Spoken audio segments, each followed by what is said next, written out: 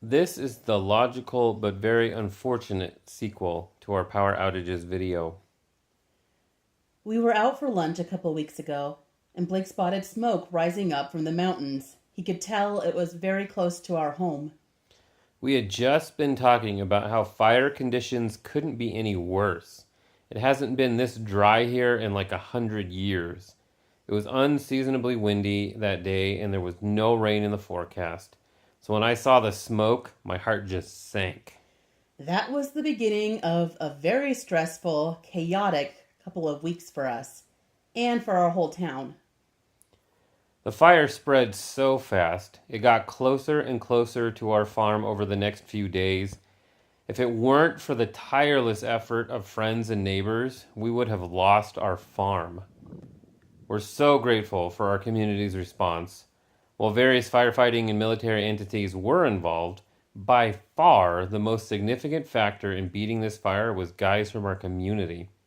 They gave up days of work without pay, hardly slept, and labored in incredibly challenging conditions in rough terrain to save the farms, homes, and livestock of their neighbors, as well as protect our amazing natural places. Anyone not actively fighting was preparing food, sorting donations, anything to help. We've seen it so often here. When something needs doing, they do it. If everyone had waited around for the provincial government's eventual response, we would not be making a video from our home. As it is, our electrical lines burned up, so we were entirely without power for several days during the fire, and our potable water system was completely destroyed. We've been without water for more than 2 weeks now. The whole town has been without water. Crews are working on replacing the system, but it's complicated, time consuming, and very dangerous work. Thankfully, our cisterns at the top of the property were full, so we've still had water coming out of our faucets, but we're rationing it. So laundry is piling up, and we're just washing the necessities by hand. Not having a vehicle made managing everything a lot trickier. Our local taxi drivers were all occupied with fire response, so we felt hindered by that. Definitely want to acquire another vehicle soon. We've also had a horrible head cold throughout all of this, and the smoke made it so much worse. We'd look outside and only see white. Some days it didn't lift at all until 3 in the afternoon. The weather app on my phone was so confused. It kept suggesting it was 0 degrees Celsius, which was not true. It just kind of lost its mind. Thankfully, my dad was visiting during the time our property was threatened the most. He was able to take the kids to a hotel in a nearby town, so we didn't have to worry about their safety on top of everything else. School was switched to distance learning, so they got lots of unexpected extra time with him. There's a lot of cynicism toward higher levels of government here. Local government plays the major role in people's lives, and ours is very competent. An example, our mayor worked tirelessly to secure air support to extinguish the fire in the mountains across from us. When the helicopters finally came, a notice went out instructing all volunteers to remain home. Water drops are really dangerous. Well, we were socked in with smoke that day. It didn't clear enough for flying until after 3 p.m. or so. By that time, the helicopters were operating at other fires in the area, and they never came. It was crushing. Not only did the promised air support not come, the helicopters our mayor had worked so hard for, but a whole day of ground fighting was completely lost. There was a lot of bitterness that evening, but no surprise. They did not expect much from the government, and there's not a lot of dependency on it. Anyway, the men went back out overnight that night and made a lot of progress. The helicopters made a lot of drops the following week. Peru sent 2 helicopters, gracias Peru. 2 were from the Ecuadorian military, and 1 was a private helicopter belonging to someone from Italy. We appreciate their work, and it was very cool to watch. But more significantly, we've had a couple of good rains over the last few days. Rain has never been more welcome. There are some interesting differences in fire activity and response methods here.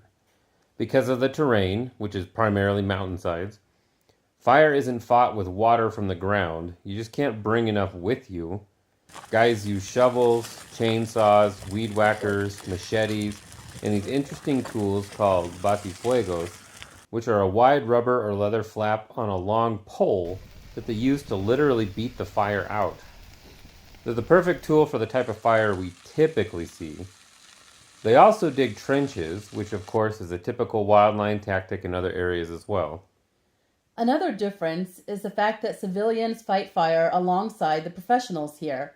It makes sense. They know the terrain and they know the access points and the best places to try to contain the fire. They're also very motivated since it's their land being threatened. But fighting wildland fire is dangerous, and while the local guys have been dealing with fires their whole lives, there hasn't been one this bad in living memory, and they're not formally trained in managing fire activity. Thankfully, and really miraculously, there were no serious injuries, and everyone's very grateful for that.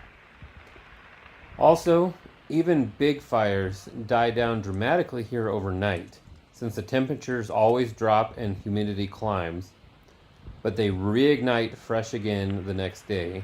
Wildfires here tend to move very fast, but don't burn as hot unless they get into places with bigger trees. Otherwise, they're mostly grass fires. Because of that, and because of the building materials typically used here, not many structures actually burn to the ground. Also, because of variations in terrain, it can be really hard to see where there's active fire and to monitor the direction that it's moving. So it's easy to get taken by surprise, which is pretty much the worst case scenario. Because of that, one of our family's fire response contingency plans is actually to shelter in place. And that never would have been an option in the States, where homes tend to be very flammable.